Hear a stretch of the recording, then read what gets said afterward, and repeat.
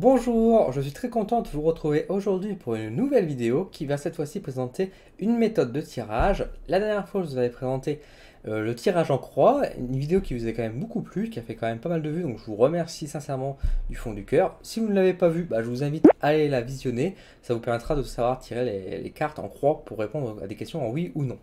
Là aujourd'hui, c'est un tirage avec les prénoms. Qui va vous permettre donc de faire des tirages généraux ou répondre éventuellement également à des questions. Et pour ça, je vous fais pas plus patienter, je vous invite directement sur mon tapis pour pouvoir comprendre comment on tire les cartes et comment on les interprète. Nous voici donc sur notre tapis de divination pour faire la démonstration justement du tirage en prénom. Ce sera beaucoup plus facile pour vous de visualiser les choses. Et je vais utiliser l'oracle du miroir, le fameux oracle que vous avez beaucoup vu sur ma chaîne et que j'utilise encore beaucoup car je le trouve excellentissime. Avant d'aller un peu plus loin, avant de commencer à vous présenter comment on fait le tirage en prénom, je tiens à souligner que ceci est un exemple de tirage, c'est ma manière de tirer les cartes, avec le tirage en prénom. Maintenant, si vous avez une autre méthode, ou si vous vous inspirez d'une autre méthode, ou si voilà, vous mettez plus de cartes, moins de cartes, enfin, tout dépend comment vous tirez les cartes, il n'y a aucun souci, il n'y a aucun problème. Le plus important, c'est que vous soyez à l'aise dans ce tirage, afin que vous ayez une bonne lecture globale et de comprendre les messages qu'on vous envoie. Les tirages, de toute façon, que je vous donne ici, sont très bien pour quand vous débutez, quand vous ne savez pas trop forcément comment tirer les cartes. Ça peut être un bon départ. Après, par la suite, vous verrez bien qu'il y a parfois, vous aurez l'intuition de vouloir mettre plus de cartes, de rajouter des cartes sur le côté, etc. etc. Là, il n'y a aucun souci. Vous pouvez bien sûr le faire. Suivez votre cœur, suivez votre ressenti à ce niveau-là, même pour les tirages. Voilà. La mise au point étant faite, on va pouvoir débuter directement le tirage en prénom. Alors, le tirage en prénom n'est pas forcément très compliqué en soi, mais c'est surtout au niveau de l'interprétation qui peut être un peu plus complexe, car le tirage en prénom, tout simplement, consiste à poser le nombre de cartes correspondantes au prénom de la consultante de la consultante. Donc dans notre cas ici, bien sûr, je suis tout seul, donc malheureusement, je ne vais pas pouvoir faire utiliser un consultant. Donc ce sera bien sûr moi-même. Je vais utiliser moi-même en tant que consultant. Là, je fais un tirage pour moi-même. Du coup, là, pour vous présenter bien sûr le tirage en prénom, je rappelle bien sûr que les tirages qu'on fait soi-même sont toujours à prendre avec grande prudence. Ce n'est pas forcément ce qui va arriver, car on peut influencer le tirage dans le sens où on veut parfois mettre notre volonté, nos envies à travers le jeu de cartes, et du coup, forcément, ça peut troubler le jeu. Par exemple, si j'ai envie de gagner une grosse somme d'argent, peut-être que le tirage va me dire ah, vous avez gagné une grosse somme d'argent, alors qu'en réalité, je n'ai pas le gagné, mais c'est juste que j'ai eu tellement envie que forcément le tirage l'a démontré. Du coup, c'est pour ça que là, le tirage qui va être là pour moi ne sera pas forcément à prendre au pied de la lettre, tout comme si vous faites des tirages généraux pour vous, il ne faudra pas tout prendre au pied de la lettre. De même que quand on fait toujours un petit tirage, je vous conseille fortement d'allumer une petite bougie pour pouvoir vous connecter directement au monde de la vie et être protégé. C'est sur le coup, je vous recommande beaucoup ça. Mais ça, vous pouvez bien sûr le savoir si vous suivez déjà mes ateliers d'initiation au jeu d'oracle. Voilà, donc là on va partir. Alors qu'est-ce que je vais bien sûr mélanger les cartes. Et pendant ce temps, je vais vous parler. Alors, le tirage en prénom, c'est un tirage qui est d'abord général. C'est pas un tirage qui va répondre aux questions. Après, éventuellement, vous pouvez tirer également, faire un tirage en prénom pour répondre à des questions qui ne sont pas forcément de oui ou de non, qui peut être un peu plus classique. Là, c'est vous qui voyez. Moi, j'utilise le tirage en prénom principalement pour faire du général. Maintenant, encore une fois, tout dépendra de vos ressentis. Mais le tirage en prénom peut être aussi utilisé pour répondre à des questions, même si moi je suis pas spécialement fan. Mais voilà, après chacun sa méthode. Moi je l'aime bien utiliser en général. Il y a des cartes qui tombent, donc n'oublie pas que les cartes qui tombent, la tranquillité. Je vais avoir l'esprit zen ces prochains temps. Comme vous voyez, j'ai mis bien sûr la carte de l'oracle du miroir magnétique sur le côté, car si vous savez comment j'utilise l'oracle miroir, je le mets toujours un peu à part. Je fais ma coupe, donc là ça me concerne, donc je fais la coupe de la main gauche. Hop, je regarde la coupe, on parlait justement d'argent, voilà, on en parlait justement, donc là il y a un changement financier qui va arriver. Alors est-ce que j'aurai des meilleures rentrées d'argent ou est-ce qu'au contraire j'aurai plus de difficultés à vérifier? A priori j'ai plus des beaux ressentis, donc on peut espérer que ce sera plutôt des bonnes nouvelles financières pour moi, donc tant mieux, hein. Tant mieux. Hop, donc là on a fait la coupe, on expose les cartes et on va commencer.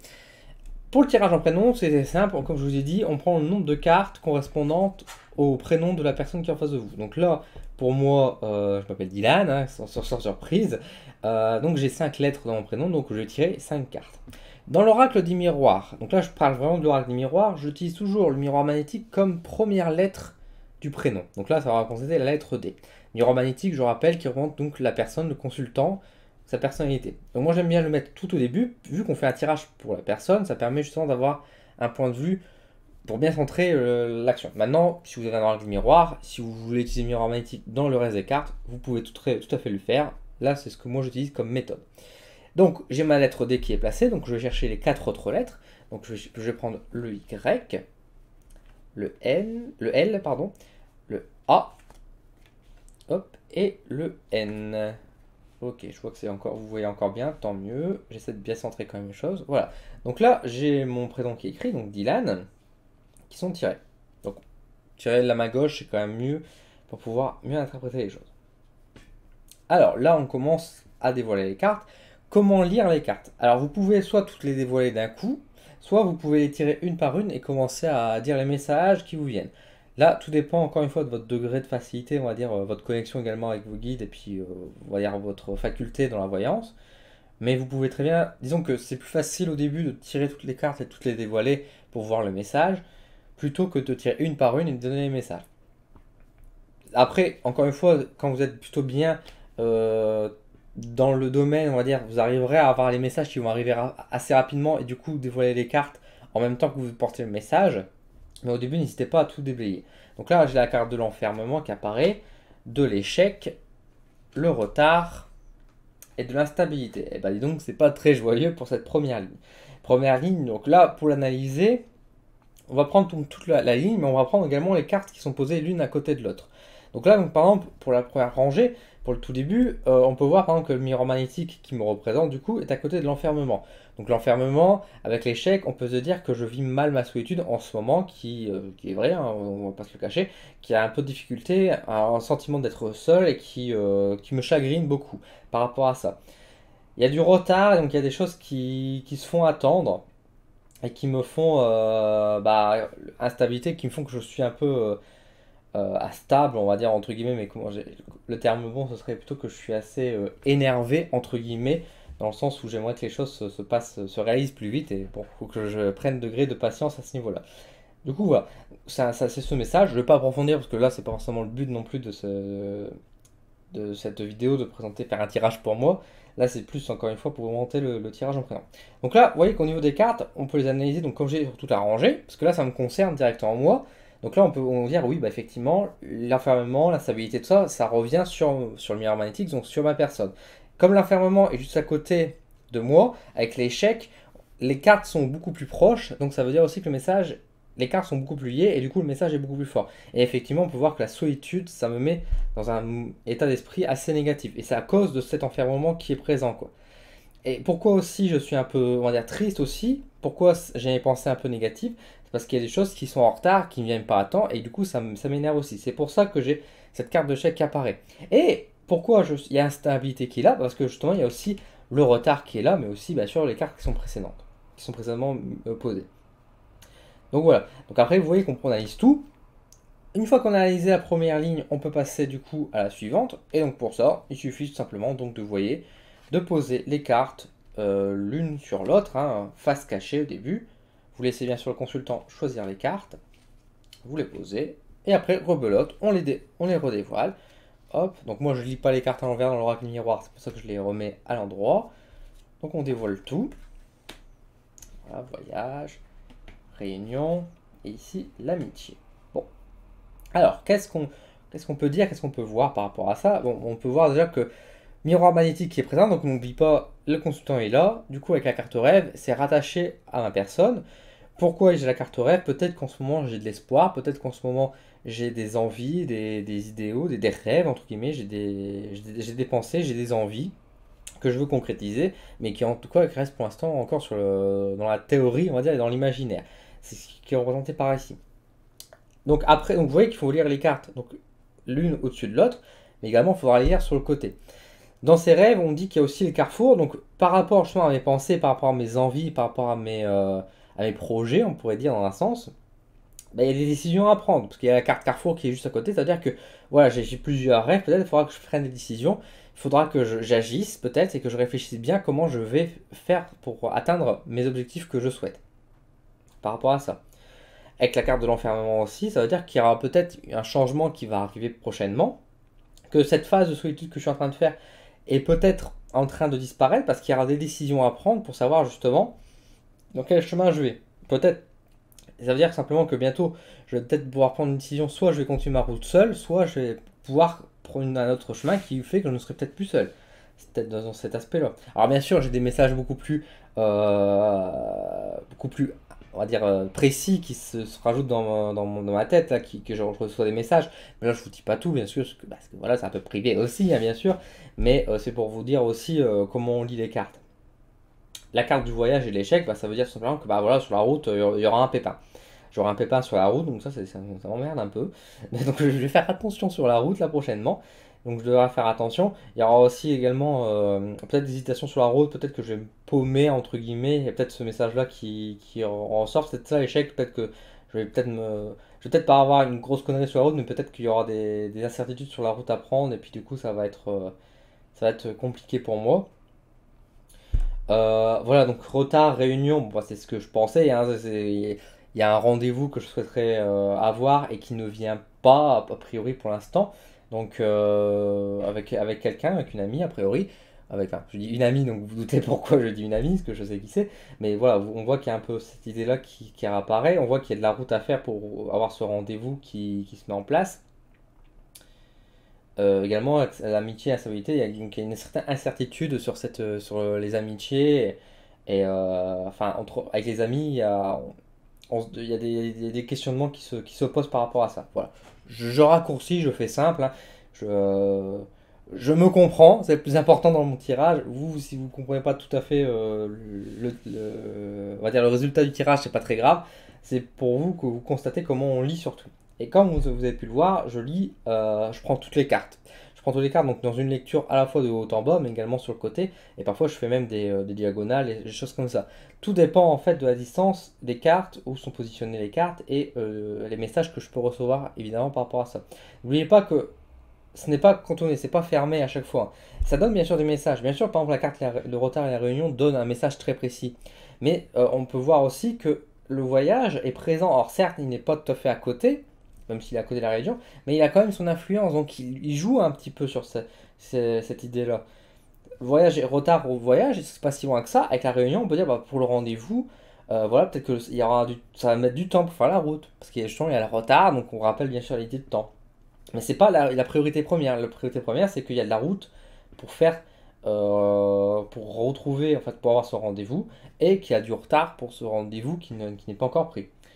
Euh, Bien sûr, après, on peut lire une ligne comme ça également, complètement, hein, ce que je n'ai pas beaucoup fait, par exemple, sur mon interprétation. Mais comme je vous ai dit, il y avait donc des décisions à prendre sur mes projets, des choses comme ça. Donc, pour savoir quelle route je dois emprunter, donc on retrouve l'idée de route justement avec la carte du voyage, qui a peut-être des déplacements à faire aussi. Je devrais prendre des décisions.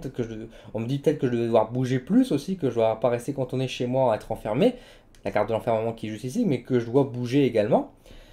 Voilà, que je dois faire des réunions, donc je dois me réunir. Bon, il y a des salons qui arrivent, donc je pense qu'il y a un peu cette idée-là aussi, et que je vais retrouver bien sûr dans ces réunions. Je vais me retrouver avec des personnes que j'apprécie, avec qui je m'entends bien, et que voilà, ça va être, il y a un peu une allure de fête. Donc là, je pense que c'est aussi l'histoire des salons qui apparaît. Donc vous voyez qu'on peut lire vraiment de cette manière-là, également comme on peut lire de haut en bas. Alors après, au niveau du temps, parce que là, on pourrait se poser la question, c'est bien, Dylan, tu dis des choses, mais pour l'instant, notion de temps. Tu ne nous dis pas grand-chose. Est-ce que ça va se passer dans longtemps ou proche? Alors là, tout dépend encore une fois comment vous interprétez les cartes. Dans mon cas, en général, les premières cartes que je mets, que je positionne, c'est du plus près au plus loin, on va dire.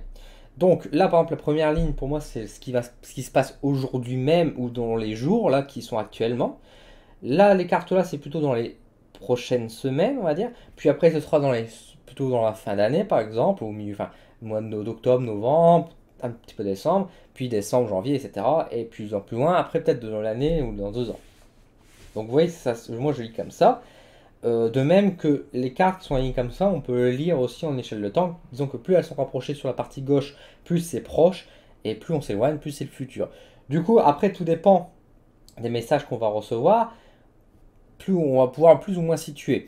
Mais par exemple, si imaginons par rapport au rendez-vous qui est ici, on voit qu'il y a du retard qui est pris effectivement donc, sur quelque chose qui doit se faire présentement, on va dire, donc bientôt, très très bientôt, mais qu'il y a du temps qui est fait, mais on voit que quand même là, la carte, la réunion est quand même présente, donc il y aura quand même a priori une réunion qui va se faire, un rendez-vous qui va se faire, mais peut-être pas tout de suite, donc peut-être plutôt fin de semaine, ou peut-être dans plusieurs semaines en tout cas, mais dans la semaine qui vient.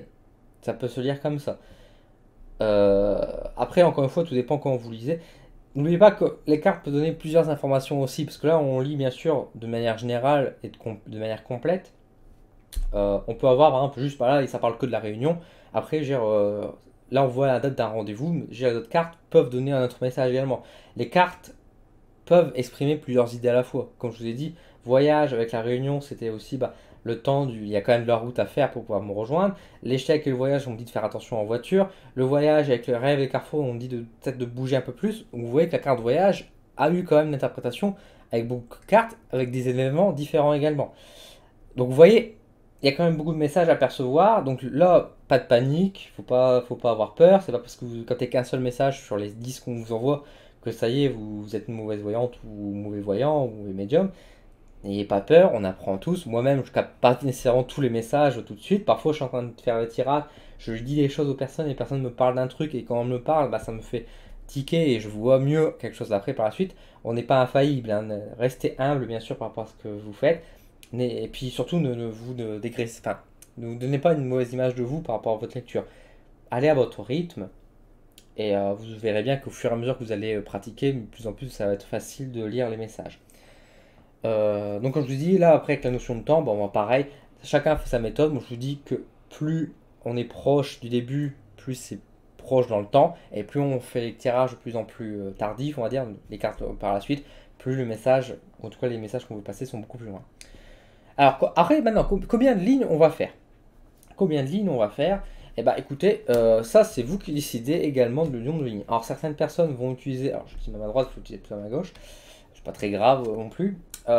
Certaines personnes vont utiliser tout le jeu de cartes, d'autres ils vont se limiter à 3 ou à 4, d'autres feront 5. Là c'est vraiment selon votre feeling. Moi je fais au feeling, je tire les cartes aux personnes quand je fais du général. Quand je sens que le message, que globalement on a dit tout ce qu'il fallait, je ressens et dans ce moment-là je m'arrête. Si je dois continuer, je continue. Mais n'oubliez pas que c'est vous qui décidez aussi à ce niveau-là. C'est pas la personne qui est en face de vous, le consultant ou la consultante, qui doit décider du nombre de cartes que vous tirez. Si en 2 lignes, ça vous suffit, vous sentez que vous avez eu tout le message, vous vous arrêtez tout simplement. Vous n'avez pas peine d'assister, même si la personne vous dit en face, parce que sinon le tirage il sera pas clair en fait. Ou en tout cas, ou alors on va vous redonner des cartes qui vont donner à peu près le même message et vous n'allez pas avancer dans le schmilblick. Alors, dans ce tirage là, c'est toujours intéressant de faire aussi un tirage avec vous parce que du coup ça permet de voir un petit peu pour moi, même si encore une fois, comme je vous ai dit, il faut prendre ça plus pour un jeu et non pas pour des choses qui vont réellement se passer non plus, même s'il y a des choses qui sont vraies qui apparaissent, mais il faut faire bien sûr attention par rapport à tout ça. Parce que par exemple, là, le coup de la réunion du retard, effectivement, c'est ce que je suis, ce que je vis, qui est dans mes pensées actuellement, donc c'est ressorti dans le jeu aussi, c'est pour ça. Maintenant, est-ce que si quelqu'un d'autre avait fait le tirage, je l'aurais vu probablement. Est-ce qu'il y aurait eu le même message? Peut-être pas. Donc restez toujours très, on va dire, prudente ou prudent quand vous faites le tirage. Donc là, qu'est-ce que j'ai? Bon, là, avec mes projets, mes rêves, tout ça, on dit de parler plus, d'oser en parler plus, de mes projets, de mes rêves, de mes envies, de oser parler, oser m'affirmer. Voilà, ça, on retrouve bien sûr avec le miroir magique. N'oubliez pas toujours que les cartes se lisent aussi, même si c'est pas l'une sur l'autre, elles se lisent quand même également. Ça va toujours dans le même sens. Et bien sûr que là, on voit aussi, c'est par rapport au travail. Par rapport au travail, donc par rapport à mon projet de voyance, l'idée d'enfermement de la solitude avec le carrefour des décisions à prendre, c'est au niveau du travail que je vais devoir plus m'affirmer, peut-être refaire un petit coup de pub. Il y a des choses à faire à ce niveau-là qui est quand même présenté. On voit que il y a de la joie après l'échec. Donc on voit que quand même l'échec n'est pas une carte si noire que ça dans le tirage. Il me présentait peut-être que sur le moment présent, effectivement, c'était peut-être pas la joie absolue, mais il y a quand même des bonnes cartes qui arrivent. et que la joie arrive aussi. Donc c'est pas pour tout de suite, mais d'ici peut-être la semaine prochaine ou dans 2 semaines, 3 semaines, la joie est présente quand même malgré tout dans ma vie. Donc ça c'est plutôt positif. Et on voit également que le travail, bah, je m'y plais et qu'il y aura quand même des bonnes nouvelles qui vont arriver. Effectivement, a priori vers septembre, je pense que ça va claquer, j'ai envie de dire, ça va être joyeux. Donc il y a pas trop de soucis à m'inquiéter. On voit également que ça crée de la jalousie, forcément l'emploi par rapport à d'autres personnes qui font également le même boulot, ça malheureusement. Là où j'ai la réussite et si moi je suis heureux, bah forcément les gens sont toujours jaloux. C'est triste, mais c'est la vie. On voit que également dans le retard et la réunion, il y a de la jalousie qui est présente, donc faire un peu attention quand même. Faudra être prudent dans ce rendez-vous, on me dit. Donc voilà, faudra aller tout doucement. Il faudra pas trop se montrer impatient. Là sur le coup, la jalousie, c'est plus par rapport à l'impatience globalement. Voilà, ça c'est dans l'interprétation de la carte, tel que je l'interprète. Et on voit, bon, naissance de jalousie, donc il y a des personnes dans mes amis qui vont être jaloux. Bon. Mais également, voilà, il y a une naissance de nouvelles amitiés, de nouvelles rencontres qui vont se faire. Euh, Naissance peut-être d'une amitié qui va naître en quelque chose d'autre aussi. C'est possible. C'est possible, c'est possible. Donc voilà.